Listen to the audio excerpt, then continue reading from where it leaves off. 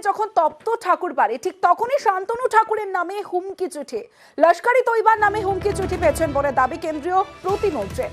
চিঠিতে ঠাকুরবাড়ি উড়িয়ে দেওয়ার হুমকি দেওয়া হয়েছে। বলা হয়েছে এনআরসি চালু হলে ঠাকুরনগরে ঠাকুরবাড়ি উড়িয়ে দেওয়া হবে। সোমবার স্পিড পোস্টে এই হুমকি চিঠি আসে বলে জানিয়েছেন বিজেপির মতুয়া মুখ শান্তনু ঠাকুর। আমাকে থ্রেট করে লস্করি তৈবার থেকে আমাকে থ্রেট করে চিঠি পাঠানো হয়েছে। সিএ এনআরসি নিয়ে আমি বাড়াবাড়ি করলে ঠাকুর বাড়িকে উড়িয়ে দেওয়া হবে, আমার সমস্ত পরিবারকে শেষ করে দেওয়া হবে, এই থ্রেট এসছে।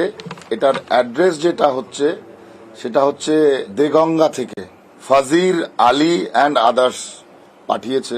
এটা হচ্ছে হাদিপুর ভিলেজ, নর্থ 24 পরগনা। আমি জানতে চাই প্রধানমন্ত্রীর কাছে, দেশের গৃহমন্ত্রীজির কাছে আমি এর বিচার চাই।